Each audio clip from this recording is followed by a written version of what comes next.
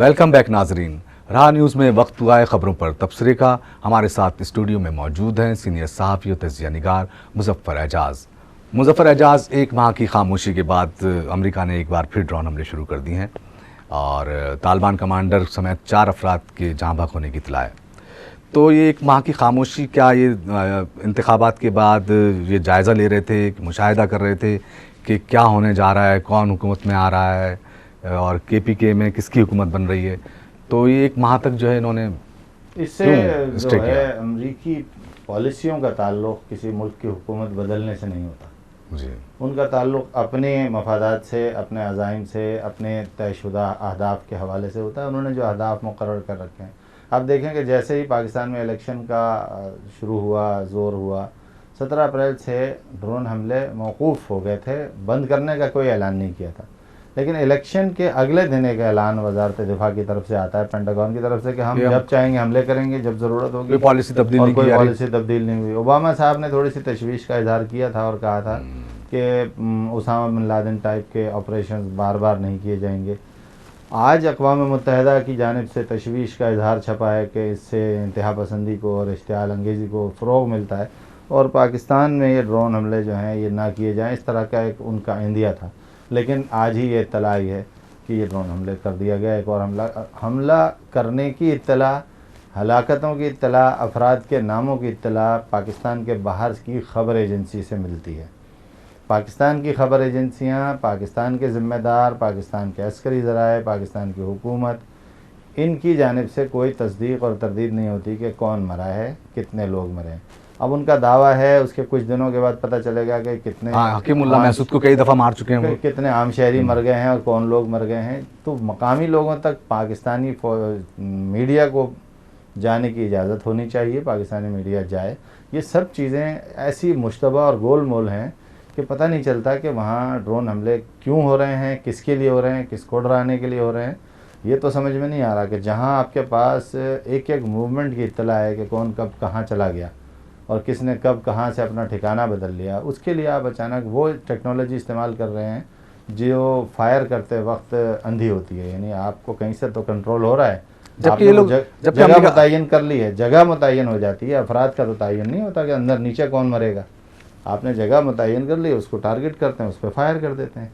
फ़र्द का तो आपको नहीं पता, आपको वो इत्तला होती है कि फ़लाँ साहब यहाँ पर हैं और वो फलां साहब अक्सर नहीं होते। जॉन कैरी वज़ीर ख़ारिजा जो अमेरिका के, उन्होंने कहा है कि बहुत कड़ा एहतसाबी अमल होता है ड्रोन हमलों का, अपने अहदाफ पे एक साल लग जाता है बाज़ औक़ात, और हम बड़ी बारीक बीनी से मॉनिटरिंग करते हैं, उसके बाद जाके कहीं हम ड्रोन हमला जो है वो करते हैं। ये शायद दूसरे मुल्कों के लिए नहीं कहा होगा, अपने मुल्क के लिए कहा होगा। दुनिया में तो, पाकिस्तान में तो हमने देख लिया कितने सैकड़ों हज़ारों की तादाद में हमले हो चुके हैं और उसमें क्या एहतसाब हुआ। मदरसे के 80 तलबा को कत्ल कर दिया गया, उनका क्या एहतसाब हुआ। हमारे तो सीनियर वज़ीर सिराजुल हक साहब ने इस्तीफ़ा दे दिया, हारून रशीद साहब MNA ने इस्तीफ़ा दे दिया कि हम इस ड्रोन हमले को रोक नहीं सके, हालांकि उनकी ज़िम्मेदारी नहीं थी। लेकिन उन्होंने कहा कि हम वज़ीर और MNA नहीं रहेंगे जब हम यहाँ पर हमारे बच्चे महफूज नहीं हैं।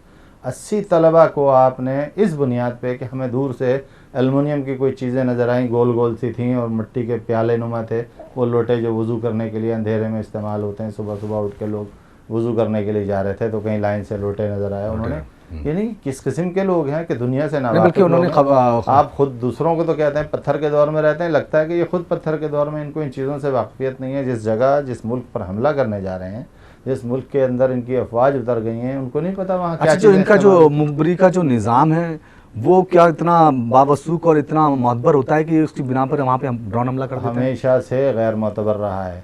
CIA की रिपोर्ट्स थी कि इराक़ के पास वेपन ऑफ मास डिस्ट्रक्शन है। कहाँ गए वो WMDs? इतनी बड़ी कार्रवाई कर दी, तबाह कर दिया इराक़ को, सद्दाम को मार दिया, तो सद्दाम के पास तो वो निकला ही नहीं, वो जेब में लेके कहीं भाग गया था। क्या चीज़ थी? इसका तो मतलब ये है कि इनकी कोई इत्तला मुसद्दक़ा नहीं होती। किराए के कुछ लोगों को इस्तेमाल किया जाता है, आगे बढ़ा दिया जाता है, तुम वहाँ बैठो, पैसे लो, और कोई ऐसी इत्तला हो। एक जो है कॉरेस्पॉन्डेंस, बल्कि एक मुकालमा शाया हुआ था, नज़रुल हफीज़ नदवी साहब ने अपनी किताब में लिखा कि जब सद्दाम हुसैन, रशीद होटल बड़ा मशहूर हुआ था बगदाद का, तो सद्दाम हुसैन के हवाले से CNN के रिपोर्टर से जो गुफ्तगू हो रही है वो ये हो रही है कि क्या सद्दाम हुसैन साहब अभी TV स्टेशन गए थे? उसका जवाब था, अब से कुछ देर कबल वह वहाँ गए थे, क्या आपकी इत्तला है कि वो अभी वहाँ रहेंगे? मैं कुछ नहीं कह सकता। कितनी देर वहाँ रह सकते हैं? उन्होंने कहा मुझे कुछ नहीं मालूम, शायद टीवी के लिए कोई वो इंटरव्यू या कोई तकरीर रिकॉर्ड करा रहे हैं। आपका क्या ख्याल है कि उनकी तकरीर अमूमन कितनी देर की होती है? ये सारी गुफ्तगू हो रही है, ये उसकी गुफ्तगू की ये रिकॉर्डिंग बाद में मंजर आम पर आई है कि उससे ये सवालात हो रहे हैं, टीवी पर चली है, ये सारी लाइव हो रही है, और उस दौरान बगदाद के टीवी स्टेशन पर बमबारी होती है। ये तो उनको नहीं पता था कि सद्दाम हुसैन दूसरे दरवाजे से दूसरी तरफ से निकल गए हैं, लेकिन ये रिपोर्टर को इस्तेमाल कर रहे थे ये मालूमात लेने के लिए कि सद्दाम हुसैन इस वक्त कहाँ हैं। तो अगर इस तरह के ज़राए और इस तरह की चीज़ें वहाँ पर भी हो सकता है कि उन्होंने मुतय्यन कर रखे हों, तो उनकी किसी चीज़ की अब आप ये बताइए ना कि पाकिस्तान बार जो है ना नहीं कर सकते, नहीं कर सकते। वो जो गैर मुल्की खबर रसा एजेंसी है वो कोई आसमान से उतरी भी नहीं है, उसके पास भी जो स्टिंगर्स हैं, जो लोग हैं वो पाकिस्तानी हैं या अफ़गान हैं, मकामी लोग हैं, उनकी जहाँ तक पहुँच है वो वहीं तक पहुँच रहेगी। बहुत सारी चीज़ें अच्छा, पाकिस्तान के साथ साथ यमन भी जो है ना वो ड्रोन हमलों का शिकार है, और ड्रोन मतलब यमन में तो इतनी कैजुअलिटीज़ नहीं हुई हैं ड्रोन हमलों के नतीजे में, लेकिन वहाँ पर भी ड्रोन हमले जो है वो किए जा रहे हैं। तो क्या ये तो अमेरिका का तो दावा है कि हमने अलकायदा को ख़त्म कर दिया है वो भी रियाज बसरा की तरह कई मरतबा, जैसे एक डाकू रियाज बसरा को कत्ल कर दिया जाता था, पुलिस वाले इनाम भी ले लेते थे, कुछ अर्से बाद रियाज बसरा फिर वारदातें करने लगता था। तो ये अलकायदा ना हुई, क्या चीज़ हो गई कि एक दिन खबर आई कि अलकायदा ने शुमाली यमन और सोमालिया का रुख कर लिया है। तो ये पहले ज़मीन में गए थे, वहाँ से निकल के बाहर आए, या पहले समंदर में चले गए थे, फिर वहाँ से उभर के आ गए। इनके बारे में तो आप एक एक चीज़ की नकलो हरकत की, ट्रैकिंग की, हर चीज़ की ट्रैकिंग कर रहे थे। तो ये अचानक वहाँ से कैसे बरामद हो गए? और अभी कुछ दिन पहले इन्होंने यूरोप में अलकायदा के सेल्स की मौजूदगी का ऐलान किया था। तो ये तो एक तो भी अगर जब जिस तरह की बातें कर रहे हैं तो इस तरह तो ये अमला नाकाम हो चुके हैं, दहशतगर्दी के खिलाफ जो जंग करते हैं वो हमले बोलते रहते हैं, तकरार होती है। जो हमारे हुक्काम को जो जिस किस्म की बातें बताई जाती हैं, जो वो हमें बताते हैं फिर कि बड़ी उनकी इंटेलिजेंस है और उनकी इंटेलिजेंस हमें बताती है, लेकिन ये इंटेलिजेंस को ज़रा डाटा तो सामने लाएँ। देखिए, कबायली इलाकों में, मीरान शाह में, शुमाली इलाकों में, जहाँ कहीं भी ये अटैक्स हो रहे हैं वहाँ पाकिस्तानी बसते हैं, पाकिस्तानियों का डाटा मौजूद है, लोगों के पते मौजूद हैं, मकामी लोग मौजूद हैं।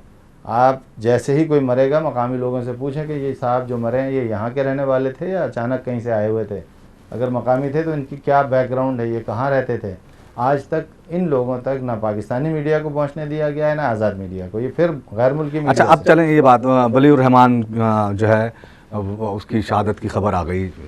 अब उसके बाद होगा ये कि देखा ये गया है कि कुछ अरसे के बाद एक तरदीद आती है और कि पता चलता है कि वलीउर रहमान हलाक नहीं हुआ। अब ये जो 4 आदमी जो बेचारे मरे हैं, तो इनके कत्ल का जिम्मेदार कौन है? लेकिन यही तो मैं कह रहा हूँ कि इन नहीं, मैं वो तो उनका तो काम है ड्रोन हमला करना, वो करेंगे क्या? पाकिस्तान की गवर्नमेंट और पाकिस्तान की इजाज़त दी, और जिसके बारे में रिचर्ड हॉलब्रुक ने डॉक्टर शाहिद मसूद से कहा इंटरव्यू में कि हमारे पास तो तहरीरी इजाज़त है, तो हमले की इजाज़त जनरल परवेज़ मुशर्रफ साहब से मंसूब है, उसकी कोई तरदीद नहीं है। अमेरिका ने बार बार कहा कि हमें इजाज़त मिली है और हमने हमले किए, तो जिम्मेदारी। तो अगर अमेरिका को पाकिस्तानी गवर्नमेंट मना कर दे कि आप ड्रोन हमले ना करें, इजाज़त ख़त्म कर दे, तो क्या आप समझते हैं वो रुक जाएगा?